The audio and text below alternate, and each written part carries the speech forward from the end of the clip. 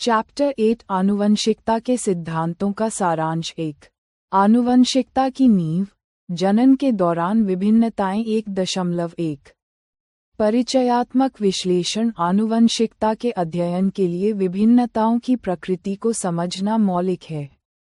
जनन प्रक्रमों द्वारा उत्पन्न नए जीव अपने जनकों के समान होते हुए भी कुछ भिन्नताएं प्रदर्शित करते हैं। इन विभिन्नताओं की उत्पत्ति और संचयन की प्रक्रिया लैंगिक और अलैंगिक जनन में भिन्न होती है। अलैंगिक जनन में विभिन्नताएं मुख्य रूप से डीएनए प्रतिकृति के समय होने वाली न्यून त्रुटियों के कारण उत्पन्न होती हैं और अपेक्षाकृत कम होती हैं। इसके विपरीत लैंगिक जनन में विभिन्नताओं की अधिकतम संख्या प्राप्त होती है, जो प्रजाति के विकास के लिए एक महत्वपूर्ण आधार प्रदान करती है। यह मौलिक अंतर लैंगिक जनन को प्रजातियों के लिए एक शक्तिशाली विकासवादी उपकरण बनाता है, जो उन्हें बदलते परिवेश के प्रति अनुकूलनशीलता प्रदान करता है। 1.2 विभिन्नताओं का महत्व लैंगिक जनन द्वारा उत्पन्न सफल विभिन्नताएं एक पीढ़ी से दूसरी पीढ़ी में संचित होती रहती हैं। प्रत्येक नई पीढ़ी अपनी पूर्ववर्ती पीढ़ी से विरासत में मिली विभिन्नताओं के साथ साथ कुछ नई विभिन्नताएं भी उत्पन्न करती है।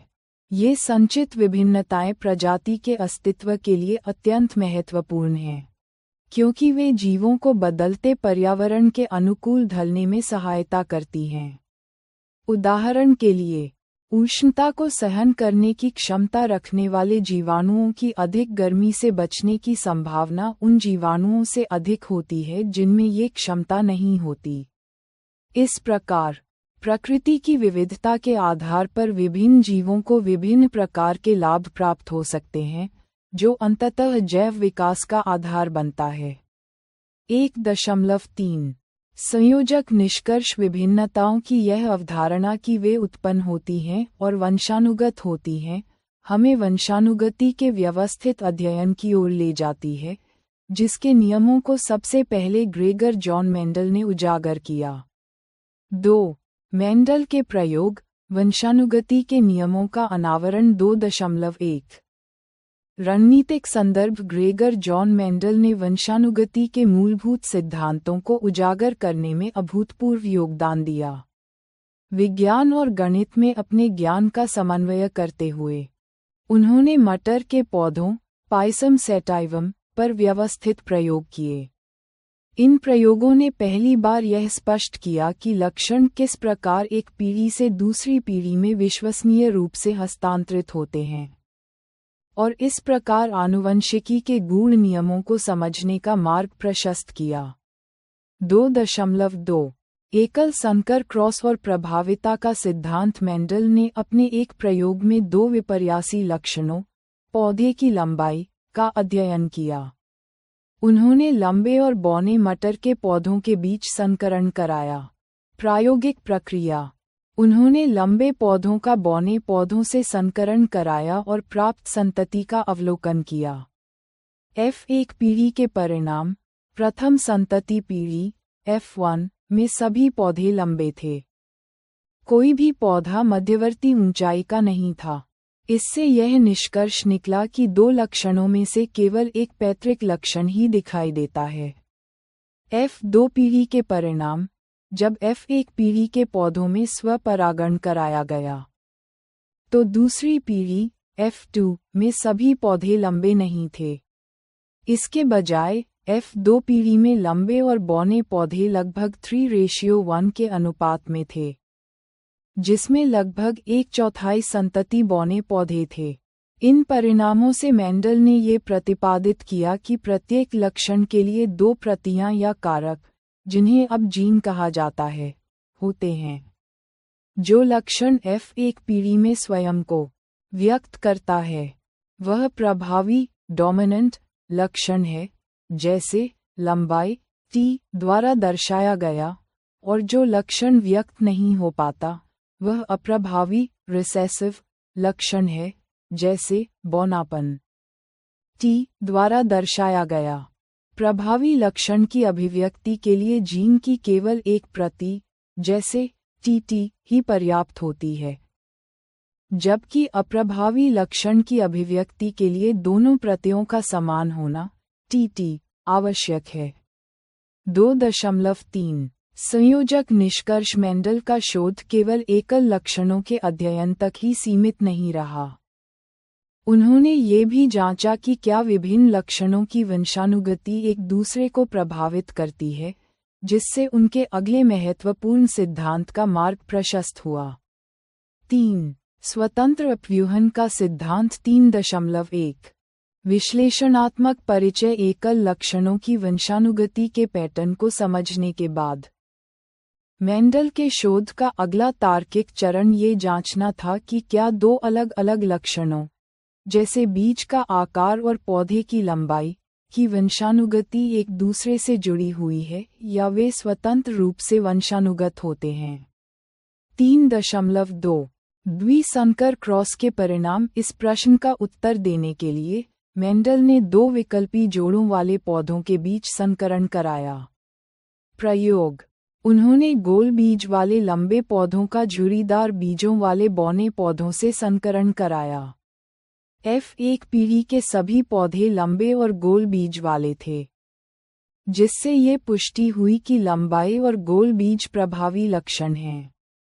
F2 पीढ़ी का विश्लेषण: जब F1 संतति में स्वनिषेचन कराया गया, तो F2 पीढ़ी में न केवल पैतृक संयोजन, लंबे गोल और बौने झुर्रीदार, प्राप्त हुए, बल्कि दो नए संयोजन भी उभरे, लंबे पौधे के साथ झुर्रीदार बीज और बौने पौधे के साथ गोल बीज। सिद्धांत का प्रतिपादन: इन नए संयोजनों का उद्भव ये सिद्ध करता है कि पौधे की लंबाई, लंबे, बौने और बीज के आकार, गोल, झुर्रीदार, के लक्षण एक दूसरे से स्वतंत्र रूप से वंशानुगत होते हैं। इसे ही स्वतंत्र अपव्यूहन का सिद्धांत, प्रिंसिपल ऑफ इंडिपेंडेंट असॉर्टमेंट, कहा जाता है। 3.3 संयोजक निष्कर्ष। मेंडल के प्रयोगों ने वंशानुगति के गणितीय पैटर्न को तो स्पष्ट कर दिया, परंतु ये प्रश्न बना रहा कि इन पैटर्नों के पीछे कौन सा जैविक तंत्र कार्य करता है। 4. लक्षण वंशानुगति का कोशिकीय और आणविक आधार। 4.1 यांत्रिकी का महत्व। मेंडल द्वारा खोजे गए वंशानुगति के सिद्धांतों को नियंत्रित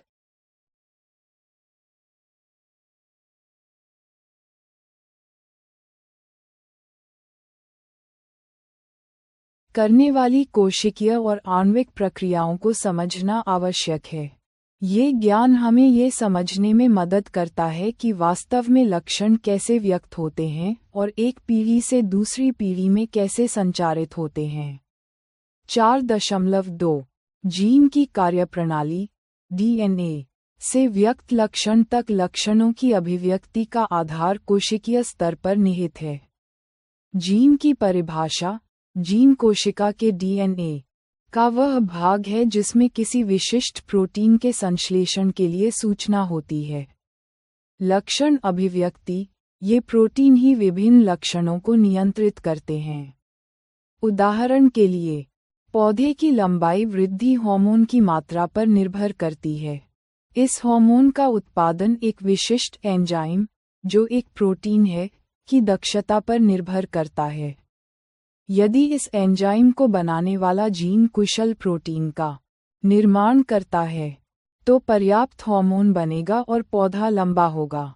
यदि जीन में परिवर्तन के कारण बनने वाला प्रोटीन कम दक्ष होता है, तो हार्मोन का उत्पादन कम होगा और पौधा बौना रह जाएगा। इस प्रकार जीन लक्षणों को नियंत्रित करते हैं। 4.3 गुणसूत्रों द्वारा वंशानुगति। जीन के वाहक। मेंडल के नियमों का भौतिक आधार गुणसूत्रों में निहित है। जीन के वाहक। जीन गुणसूत्रों पर स्थित होते हैं। प्रत्येक कोशिका में प्रत्येक गुणसूत्र की दो प्रतियां होती हैं, जिनमें से एक नर जनक से और दूसरी मादा जनक से प्राप्त होती है। युग्मक निर्माण और निषेचन। जनन कोशिका युग्मक के निर्माण के दौरान प्रत्येक जोड़े में से केवल एक गुणसूत्र ही युग्मक में जाता है। जब दो युग्मकों का सम्मिलन होता है, तो युग्मनज में गुणसूत्रों की संख्या पुनः सामान्य हो जाती है। ये तंत्र सुनिश्चित करता है कि प्रत्येक संतति को अपने जनकों से जीन का एक पूरा सेट प्राप्त हो, जिससे प्रजाति के डीएनए का स्थायित्व बना रहता है। गुणसूत्रों का ये पृथक्करण और पुनर्संयोजन मेंडल के प्रभाविता और स्वतंत्र अपव्यूहन के नियमों के लिए ठोस भौतिक आधार प्रदान करता है। 4.4 संयोजक निष्कर्ष। ये गुणसूत्रीय तंत्र न केवल पौधे की लंबाई जैसे लक्षणों को नियंत्रित करता है, बल्कि यह एक मौलिक जैविक लक्षण, लिंग, के निर्धारण में भी केंद्रीय भूमिका निभाता है। 5. मानव में लिंग निर्धारण की आनुवंशिक प्रक्रिया। 5.1 विषय का परिचय। लिंग निर्धारण आनुवंशिक वंशानुगति का एक प्रमुख उदाहरण है, जहाँ कुछ प्रजातियों, जैसे सरीसृपों में, लिंग का निर्धारण पर्यावरणीय कारकों, जैसे अंडे के ऊष्मायन ताप, द्वारा होता है। वहीं मानव में लिंग निर्धारण पूरी तरह से आनुवंशिक आधार पर होता है। जनक जीवों से वंशानुगत जीन ही यह निर्णय करते हैं कि संतति नर होगी या मादा। 5.2 लिंग गुणसूत्रों का विश्लेषण। मानव में लिंग निर्धारण के लिए एक विशिष्ट जोड़ी गुणसूत्र उत्तरदायी होते हैं, जिन्हें लिंग गुणसूत्र कहा जाता है। गुणसूत्रों में अंतर। महिलाओं में लिंग गुणसूत्र का एक पूर्ण जोड़ा होता है, जिसे XX से दर्शाया जाता है।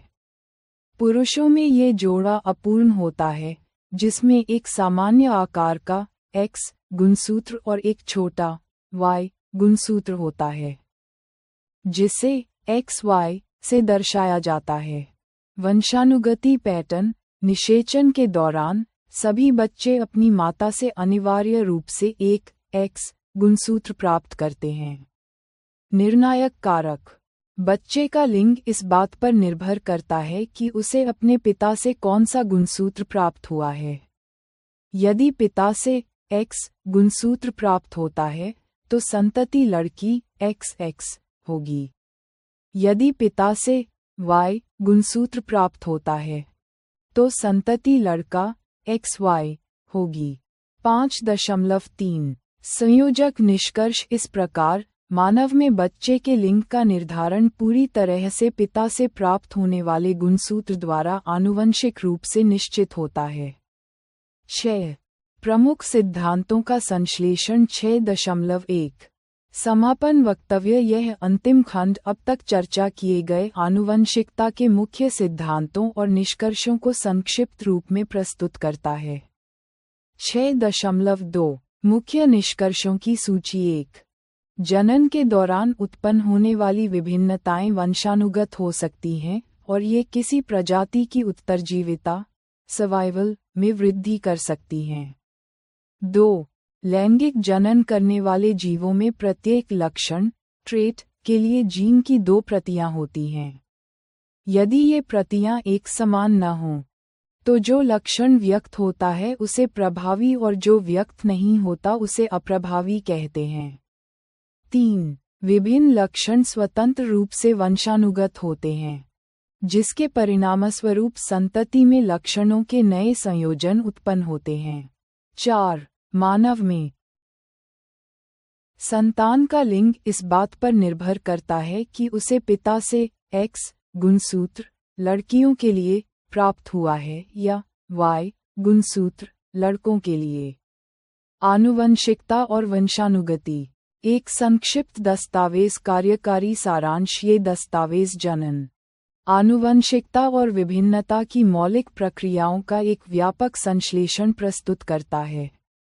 मुख्य निष्कर्षों में ये शामिल है कि जनन प्रक्रियाएं नए जीव उत्पन्न करती हैं जो अपने जनकों के समान होते हुए भी कुछ भिन्नताएं प्रदर्शित करते हैं, जिनमें से लैंगिक जनन द्वारा अधिकतम सफल विभिन्नताएं प्राप्त होती हैं। ये विभिन्नताएं पीढ़ियों में संचित होती हैं और किसी प्रजाति के अस्तित्व के लिए महत्वपूर्ण हैं, क्योंकि वे विभिन्न पर्यावरणीय परिस्थितियों में जीवों को लाभ प्रदान कर सकती हैं।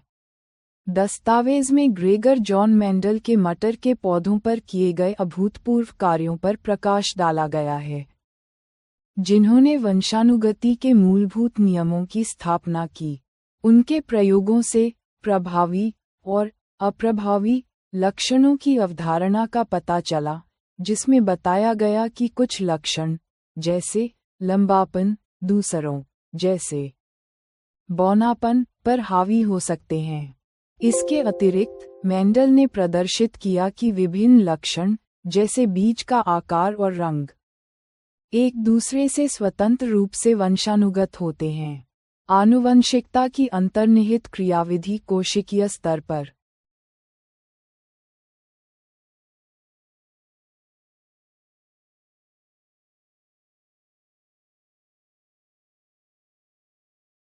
खोजी गई है, जो डीएनए, जीन और गुणसूत्रों की भूमिका पर केंद्रित है। जीन, जो डीएनए के खंड हैं, प्रोटीन संश्लेषण के लिए सूचना स्रोत के रूप में कार्य करते हैं, जो अंततः लक्षणों को व्यक्त करते हैं। मानव सहित लैंगिक जनन करने वाले जीवों में प्रत्येक जनक से गुणसूत्रों का एक सेट वंशानुगत होता है, जो संतान में लक्षणों का निर्धारण करता है। अंत में, दस्तावेज लिंग निर्धारण की प्रक्रिया की व्याख्या करता है, जिसमें मानव में लिंग का निर्धारण पिता से विरासत में मिले लिंग गुणसूत्र X या Y द्वारा किया जाता है। 1. जनन के दौरान विभिन्नताओं का संचयन। जनन प्रक्रियाओं के माध्यम से उत्पन्न नए जीव अपने जनकों के समान होते हैं, फिर भी उनमें कुछ भिन्नताएं होती हैं। ये विभिन्नताएं पीढ़ी दर पीढ़ी संचित होती जाती हैं। विभिन्नताओं के स्रोत, अलैंगिक जनन। इस प्रक्रिया में विभिन्नताएं बहुत कम होती हैं और मुख्य रूप से डीएनए प्रतिकृति के समय होने वाली न्यून त्रुटियों के कारण उत्पन्न होती हैं। लैंगिक जनन, यह अधिकतम संख्या में सफल विभिन्नताएं उत्पन्न करता है। मानव और अन्य लैंगिक जनन करने वाले जंतुओं में व्यक्तिगत स्तर पर अनेक भिन्नताएं दिखाई देती हैं। विभिन्नताओं का महत्व। प्रकृति की विविधता के आधार पर विभिन्न जीवों को विभिन्न प्रकार के लाभ हो सकते हैं। उदाहरण के लिए, उष्णता को सहन करने की क्षमता वाले जीवाणुओं की अत्यधिक गर्मी से बचने की संभावना अधिक होती है। पर्यावरणीय कारकों द्वारा उत्तम परिवर्तन का चयन जैव विकास प्रक्रम का आधार बनता है। इस प्रकार, विभिन्नताओं के उत्पन्न होने से किसी स्पीशीज का अस्तित्व बढ़ जाता है। प्रत्येक अगली पीढ़ी में पिछली पीढ़ी से विरासत में मिली विभिन्नताओं के साथ साथ कुछ नई विभिन्नताएं भी उत्पन्न होती हैं। 2. आनुवंशिकता और वंशानुगत लक्षण। आनुवंशिकता वह प्रक्रिया है जिसके द्वारा विभिन्न लक्षण पूर्ण विश्वसनीयता के साथ एक पीढ़ी से दूसरी पीढ़ी में वंशानुगत होते हैं। ये जनन प्रक्रिया का सबसे महत्वपूर्ण परिणाम है। वंशानुगत लक्षण। शिशु में मानव के सभी आधारभूत लक्षण होते हैं, फिर भी वह पूर्ण रूप से अपने जनकों जैसा नहीं दिखता। मानव समष्टि में यह विभिन्नता स्पष्ट दिखाई देती है। उदाहरण, मानव आबादी में पाए जाने वाले दो भिन्न रूप स्वतंत्र एवं जुड़े हुए कर्णपाली ईयरलोब हैं। कान के निचले भाग को कर्णपाली कहते हैं, जो कुछ लोगों में सिर से पूरी तरह जुड़ा होता है जबकि कुछ में नहीं। 3. वंशानुगति के नियम। मेंडल का योगदान। ग्रेगर जॉन मेंडल 1822-1884 ने वंशानुगति के मुख्य नियम प्रस्तुत किए, जो इस बात पर आधारित हैं कि माता और पिता दोनों समान मात्रा में आनुवंशिक पदार्थ को संतान में स्थानांतरित करते हैं। 3.1 मेंडल के प्रयोग। मेंडल ने अपने प्रयोगों के लिए मटर के पौधे का उपयोग किया और उसके अनेक विपर्यासी, विकल्पी लक्षणों का अध्ययन किया, जो स्थूल रूप से दिखाई देते थे। अध्ययन किए गए लक्षण: गोल, झुर्रीदार बीज, लंबे, बौने पौधे, सफेद, बैंगनी फूल आदि। प्रायोगिक प्रक्रिया। उन्होंने विभिन्न लक्षणों वाले मटर के पौधों का संकरण कराया, जैसे कि लंबे पौधे और बौने पौधे, और फिर प्राप्त संतति पीढ़ी में लक्षणों के प्रतिशत की गणना की। 3.2 प्रभावी और अप्रभावी लक्षण मेंडल के प्रयोगों से लक्षणों की वंशानुगति के बारे में महत्वपूर्ण निष्कर्ष निकले। FPV जब लंबे और बौने पौधों का संकरण कराया गया, तो प्रथम संतति पीढ़ी F में सभी पौधे लंबे थे। कोई भी पौधा बीच की ऊंचाई का नहीं था। इससे यह निष्कर्ष निकला कि दो लक्षणों में से केवल एक पैतृक लक्षण ही दिखाई देता है। FPV जब FPV के लंबे पौधों का स्वपरागण कराया गया, तो दूसरी पीढ़ी F के सभी पौधे लंबे नहीं थे। उनमें से 1/4 संतति बौने पौधे थे। निष्कर्ष, F पौधों द्वारा लंबाई और बौनेपन दोनों विशेषकों की वंशानुगति हुई, परंतु केवल लंबाई वाला लक्षण ही व्यक्त हो पाया। जो लक्षण FPV में स्वयं को व्यक्त करता है, जैसे T से व्यक्त लंबापन, उसे प्रभावी लक्षण कहा जाता है।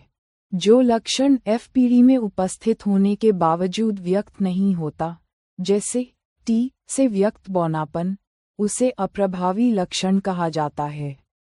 बौनेपन के लिए T की दोनों प्रतियां TT होनी चाहिए, जबकि पौधे को लंबा बनाने के लिए T की एक प्रति ही पर्याप्त है, TT या TT। पीढ़ी जीनोटाइप संयोजन लक्षण प्रारूप फिनोटाइप अनुपात F सभी TT सभी लंबे पौधे FTT, TT, TT लंबे और बौने पौधे 3.3 लक्षणों की स्वतंत्र वंशानुगति मेंडल ने ये भी अध्ययन किया कि जब दो विकल्पी जोड़ों, जैसे बीज का आकार और रंग, का एक साथ अध्ययन किया जाता है तो क्या होता है। प्रयोग: गोल बीज वाले लंबे पौधों का झुर्रीदार बीजों वाले बौने पौधों से संकरण कराया गया। FPV के सभी पौधे लंबे और गोल बीज वाले थे, जिससे पता चला कि लंबाई और गोल बीज प्रभावी लक्षण हैं। FPV के परिणाम: जब F संतति का स्वनिषेचन कराया गया, तो FPV में नए संयोजन प्रदर्शित हुए। लंबे पौधे, झुर्रीदार बीज बौने पौधे, गोल बीज। निष्कर्ष: लंबे, बौने लक्षण और गोल, झुर्रीदार बीज वाले लक्षण स्वतंत्र रूप से वंशानुगत होते हैं। द्विसंकर संकरण FPV का संख्यात्मक परिणाम: लक्षण संयोजन बीजों की संख्या गोल, पीले बीज 315 गोल, हरे बीज 108 झुर्रीदार, पीले बीज 101 झुर्रीदार, हरे बीज 32 कुल बीज 556 4। आनुवंशिकता की क्रियाविधि 4.1 जीन, DNA और प्रोटीन की भूमिका आनुवंशिकता की कार्यप्रणाली कोशिकीय DNA पर निर्भर करती है। जीन, DNA का वह भाग जिसमें किसी प्रोटीन संश्लेषण के लिए सूचना होती है, उस प्रोटीन का जीन कहलाता है। प्रोटीन और लक्षण प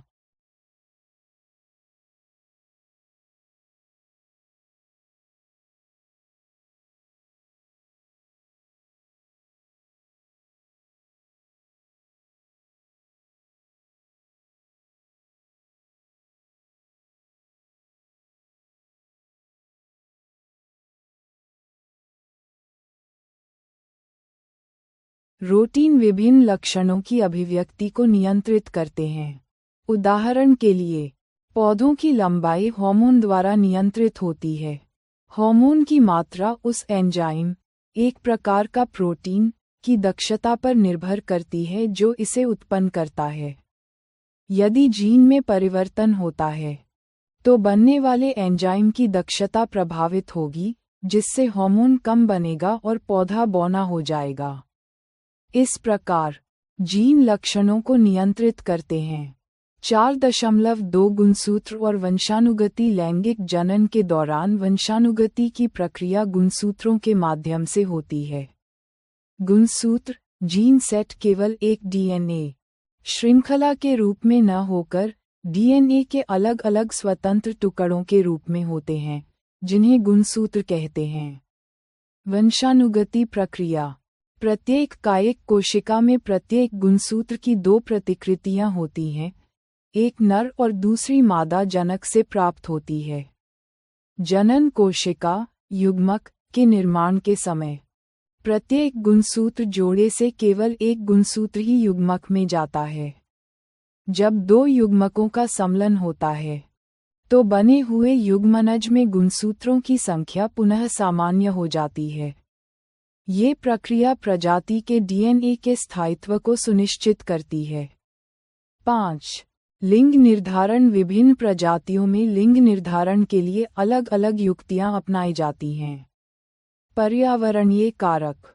कुछ प्राणियों जैसे कुछ सरीसृप में लिंग निर्धारण निषेचित अंडे के ऊष्मायन ताप पर निर्भर करता है। घोंघे जैसे कुछ प्राणी अपना लिंग बदल सकते हैं। आनुवंशिक कारक। मानव में लिंग निर्धारण आनुवंशिक आधार पर होता है। जनक जीवों से वंशानुगत जीन ही यह निर्णय करते हैं कि संतति लड़का होगा या लड़की। 5.1 मानव में लिंग निर्धारण। मानव में लिंग का निर्धारण लिंग गुणसूत्रों द्वारा होता है। लिंग गुणसूत्र। मानव में 23 जोड़े गुणसूत्र होते हैं, जिनमें से 22 जोड़े कायिक गुणसूत्र होते हैं। एक जोड़ा लिंग सूत्र कहलाता है। स्त्री में गुणसूत्र का पूर्ण युग्म होता है और दोनों X कहलाते हैं। XX। पुरुष नर में ये जोड़ा परिपूर्ण नहीं होता, जिसमें एक सामान्य आकार का X गुणसूत्र और दूसरा छोटा Y गुणसूत्र होता है। XY। वंशानुगति प्रक्रिया। सभी बच्चे लड़का या लड़की अपनी माता से X गुणसूत्र प्राप्त करते हैं। बच्चों का लिंग इस बात पर निर्भर करता है कि उन्हें अपने पिता से किस प्रकार का गुणसूत्र प्राप्त हुआ है। जिस बच्चे को अपने पिता से X गुणसूत्र वंशानुगत हुआ है, वह लड़की होगी XX। जिस बच्चे को पिता से Y गुणसूत्र वंशानुगत होता है, वह लड़का होगा XY।